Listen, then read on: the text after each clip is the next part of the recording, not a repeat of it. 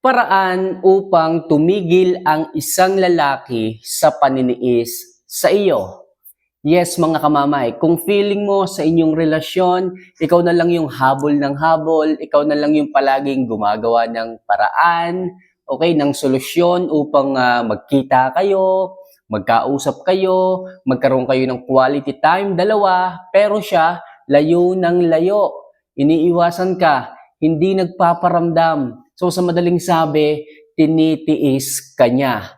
Okay? So sa video ito mga kamamay, ipapaliwanag ko sa inyo at i-share kung ano yung mga bagay na po pwede at kailangan yung gawin sa isang lalaki upang huminto o tumigil na siya sa paniniis sa iyo. So wag natin masyadong patagalin to mga kamamay. Ano ba yung mga bagay na kailangan mong gawin upang tumigil sa paniniis ang isang lalaki sa iyo? So number 1, gawin mo ang reverse psychology. Kung feeling mo kamamay, talagang hindi na siya gumagawa ng effort, umiiwas na siya sa iyo.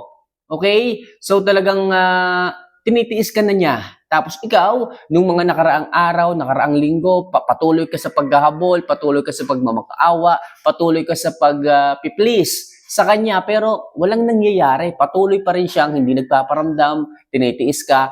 Ang gawin mo, mag-reverse psychology ka. Bigla ka rin na lumayo, bigla ka rin na maglaylo at huwag magparamdam. Ngayon, yung lalaki na patuloy sa paniniis dahil alam niya na humahabol ka sa kanya ay biglang magtataka. Biglang magwa-wonder, biglang mag-iisip o mapapaisip kung bakit hindi ka na naghahabol, kung bakit hindi ka na nangungulit, hindi ka na tawag ng tawag, hindi ka na chat ng chat sa kanya.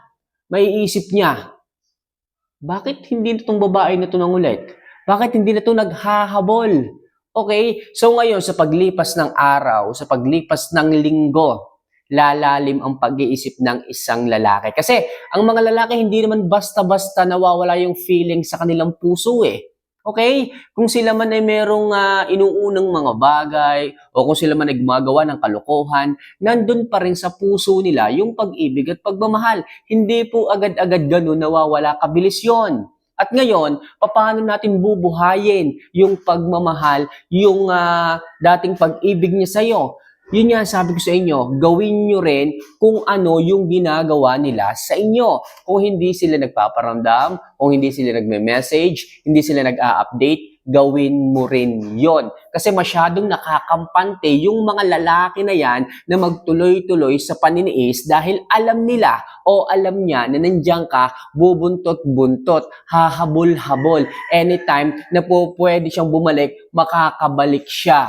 Di ba? Kaya mga kamamay, kung gagawin nyo ang reverse psychology, siya ngayon ang mag-iisip sa inyo. Siya ngayon ang lalaban sa kanyang puso para isipin ka, para unahin ka at maging priority ka sa kanyang isipan, mga kamamay. Ganun yun. Okay? Para sa ganun, bumalik yung takot at tumigil na siya sa paniniis sa iyo. Pag hindi niya na kinaya mga kamamay, pag lumipas na ang ilang linggo na tipong nahihirapan na siya, wala siyang wala siyang pagtataguan kasi puso at isip niya ngayon ang kalaban niya mismo. Hindi siya patutulugin hanggang sa bumalik na siya sa iyo. Hanggang sa umami na ang kanyang puso na ikaw pa rin talaga yung kanyang kailangan. Hanggang sa hindi ka na niya tiisin, magparamdam o tumawag o makipagkita na siya sa iyo. Kaya mahalaga mga kamamay na tibayan ninyo at gawin at i-apply sa kanya yung reverse psychology. So next, number 2. Ipakita mo ang bagong ikaw at patakamin siya. Mga kamamay, kung talagang matigas ang isang lalaki, okay? Bakit hindi mo gawin na ipakita yung bagong ikaw? Mag-ayos ka, magpaganda ka, magpa-sexy ka, magpasarap ka. Okay? So, control mo yan, mga kamamay. Control mo yan. Ang mga kalalakihan, madali silang naaakit sa panlabas na anyo ng isang babae. Minsan nang naging kayo, minsan mo nang naging pag-aari ang puso niya, okay, kaya hindi malabong muli mo siyang mapalingon, muli mo siyang mapahabol. Mag-ayos ka lang, Magpa-sexy ka lang, i-improve mo lang yung mga qualities, yung mga characteristic, mga katangian mo na feeling mo. Hindi mo na nabibigyan ng focus. Kung tingin mo, tumataba ka na, bakit hindi ka mag-dieta? Kung feeling mo, hindi na ganun ka-satisfied ang itsura mo, bakit hindi ka mag-ayos? Yung gumastos ka lang ng konti para sa sarili mo, ibigay mo. At malaki naman yung magiging balik niyan sa'yo. Muli siyang babalik, hindi ka niyan matitiis. Bakit? Kasi pag nakita ka niyang maganda, pinatakam mo siya dahil sa bagong ikaw. Dahil sumeksi ka, mag-iisip yan. Baka makuha ka ng iba. Baka may pumoporma sa yung iba at hindi niya yun hahayaan. Kaya agad-agad siya na muling babalik, aalisin ang kanyang ego, aalisin ang kanyang pride, at muli kanyang i-message, papansinin, at muli siyang babalik sa iyo. Sigurado yan mga kamamay. Kaya anong dapat niyong gawin? I-improve ang inyong sarili at syempre, patakamin niyo siya. So next, iwasan mo ang awayin kapag tinitiis ka niya. Yes mga kamamay, iwasan niyo to. Halos 85% ng mga kababaihan hindi po ito magawa. Lalo na kung medyo matagal o may katagalan na po yung panahon na lumipas na tinitiis kayo ng isang lalaki. Yung iba naiinis na. Yung iba hindi na makapagbigay pa ng mahabang pasensya. Ano ginagawa? Inaaway na yung lalaki. Pinagmumura na yung isang lalaki. Okay? Talagang nanggagalaitin sa galit.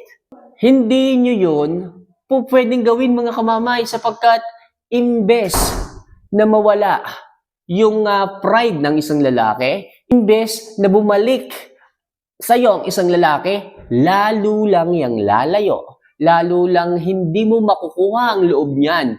Bakit? Kasi sisisihin mo siya, pagagalitan mo siya, makikita niyang muli kung ano yung ugali na inayawan niya sa iyo. So mga kamamay, kung nag-iisip kayo, maiintindihan nyo yung sinasabi ko. Kaya sa mga oras na tinitiis kayo ng isang lalaki, chill lang kayo. Okay? Kalma lang kayo. Kaya mga girls, wag masyadong mainit, wag masyadong maigsi ang pasensya. Tandaan nyo, baka kaya kayo tinitiis ng isang lalaki, may problema sa inyo. Tapos kayo pa yung nagmamadaling patawarin, kayo pa yung nagmamadaling dapat suyuin. Mga kamamay naman, okay, dapat handaan yung pagbayaran, yung mga consequences na ginawa nyo sa isang lalaki kung bakit kayo tinitiis. Pero kung wala naman kayong kasalanan, wala kayong dapat ipag-alala. Babalik yan kung nakikita kanyang high value. Babalik yan kung nakikita kanya na wala kang problema.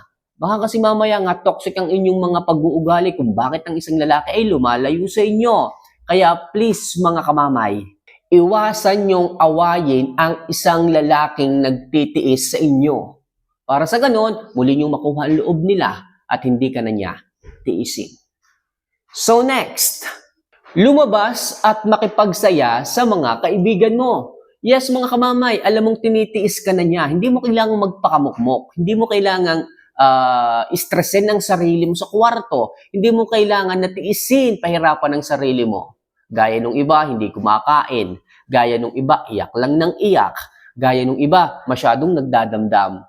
Mga girls, walang mangyayari kung hindi nyo iaahon ang inyong sarili sa pagkalugmok. Okay, lalo nyo lang pahihirapan ang inyong sarili. Hayaan nyo bumalik ang isang lalaki na hindi kayo nai-stress. May mga rules naman tayo, may mga tips naman tayo para dyan. Kung susundin nyo lang yung mga sinasabi ko ngayon, hindi nyo kailangan dumaan sa stress moments na pinagdadaanan nyo ngayon. Imbes mga kamamay, lumabas kayo ng bahay, makipag-chill and mingle kayo sa inyong mga kaibigang babae. Mas maganda kung babae muna.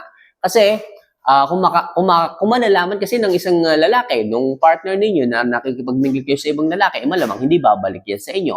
Pero kung sa mga babae kayo, sa mga kaibigan mong babae kayo sumasama, mas maiintindihan kayo ng mga yan. Pwede kayong maglabas ng sama ng loob, mag-share kayo ng inyong pinagdadaanan, at sa ganung paraan mga kamamay, gagaan ang inyong pakiramdam. At masasabi mo na hindi mo pala talaga kailangan maghabol, magdusa, magtiis sa isang lalaki kung tinitiis ka talaga.